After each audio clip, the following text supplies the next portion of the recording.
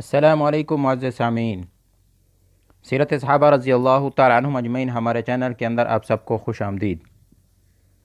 ہم اپنے فتوح شام کے سلسلے کو آگے بڑھاتے ہیں کہ حضرت ابوبکر صدیق رضی اللہ تعالیٰ عنہ نے خواب دیکھا کہ عمر ابن عاص مع اپنے ساتھیوں کے ایک تنگ و تاریک گھاٹی کے اندر سخت پریشانی کی حالت میں ہیں۔ انہوں نے ارادہ کیا کہ میں اس سے نکلوں۔ اپنے گھوڑے کو مہمیز کیا اور آپ کی فوج نے بھی آپ کا اتباع کیا۔ آپ یہاں سے نکلے اور اچانک ایک ایسے سرسبز و شاداب مقام پر پہنچ گئے جو بہت زیادہ وسیع اور تر و تازہ مقام تھا۔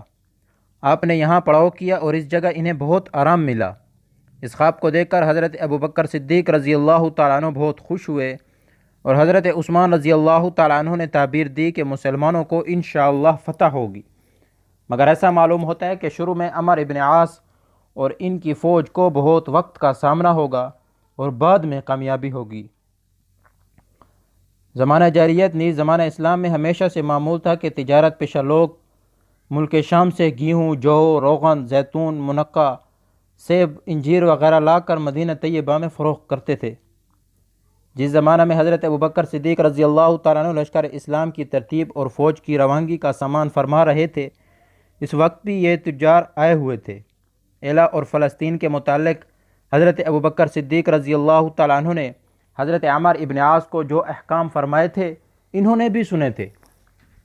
ہرقل بادشاہ روم سے جا کر انہوں نے یہ خبر اور حالات جنگ اور تبوک میں جس میں مشرکین کو ہزیمت اور شکست تھی سب بیان کر دیے۔ ہرقل نے حرب اور پادریوں کو جمع کیا اور بنی اسفر کو بلا کر کہا، یہ وہی معاملہ اور قصہ ہے جس کی خبر میں مدت سے تم کو دیا کرتا تھا۔ اس نبی کے اصحاب یقیناً مجھ سے یہ میرا تخت و تاج چھین لیں گے اور وہ وقت بہت قریب ہے جب وہ اس ملک کے مالک ہو جائیں گے۔ تبوک میں جو تمہاری فوج تھی وہ کاٹ ڈالی گئی۔ اب قوم نے یہ سن کر رونا شروع کر دیا۔ ہرقل ان کو دیکھ کر کہتا ہے کہ روتے کیوں، اور رونا تو عورتوں کا کام ہے۔ تمہیں چاہیے کہ اجنادین کے مقام پر اپنی جمعیت قائم کرو۔ ہرقل کے وزیر نے کہا کہ ہماری خواہش ہے کہ آپ ہمارے سامنے ان لوگوں کو بلا کر جنہوں نے آپ کو اس کی خبر دی دریافت کریں۔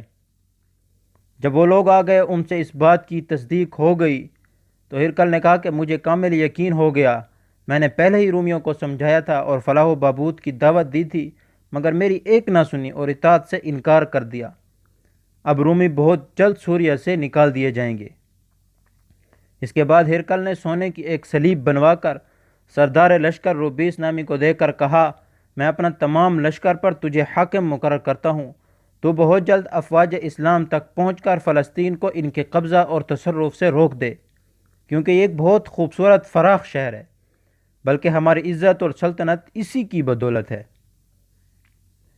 واقعی کہتے ہیں کہ جس وقت حضرت عمر ابن عاص ایلا کو ہوتے ہوئے فلسطین پہنچے، ایک روز مہاجرین و انصار رحمہم اللہ تعالیٰ نے جمع ہو کر لڑائی کے متعلق مشورہ شروع کیا تھا کہ اچانک عامر بن عدی جو ایک برگزیدہ اور بزرگ مسلمان تھے پہنچے، کیونکہ اکثر ان کے عزیز و اقارب شام میں رہتے تھے جن کے پاس یہ اکثر آیا جایا کرتے تھے، اس لیے یہ شام کے شہروں اور راستوں سے خوب واقف تھے۔ اس وقت بھی آپ وہیں سے تشریف لا رہے تھے۔ مسلمانوں نے آپ کو دیکھ کر حضرت عمر ابن عاص کی خدمت میں پیش کیا۔ حضرت عمر ابن عاص نے آپ کے چہرہ کو متغیر دیکھ کر فرمایا، عامر کیا بات ہے، کیوں گھبرائے ہوئے ہو؟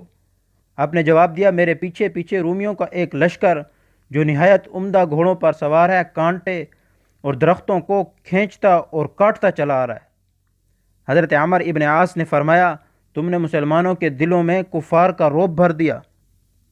ہم اللہ جل جلالہ سے ان کے مقابلے میں مدد مانگتے ہیں۔ یہ بتلاؤ تم نے ان کی کس قدر فوج کا اندازہ لگایا؟ عامر نے جواب دیا کہ یا امیر، میں نے ایک بہت بلند پہاڑ پر چڑھ کر ان کے لشکر کا اندازہ کیا تھا۔ وادی الاحمر جو فلسطین میں ایک بہت بڑا مقام ہے، ان کے نشانوں، نیزوں اور صلیبوں سے پٹا پڑا تھا۔ میری رائے میں 1,00,000 آدمیوں سے وہ کسی طرح کم نہیں۔ مجھے اس قدر معلوم ہو سکا کہ بس۔ اس کے بعد انہوں نے اس کی معافی چاہی جس سے مسلمانوں کے گھبرا جانے کا اندیشہ تھا۔ اب آپ اگلی آنے والی ایپیسوڈ میں سنیں گے کہ کیسے یہ جنگ ہوئی اور کیسے مسلمانوں کو فتح ہوئی۔ تو ہمارے چینل کو ضرور سبسکرائب کریں اور بیل کے آئیکن کو پریس کریں۔ السلام علیکم ورحمۃ اللہ وبرکاتہ۔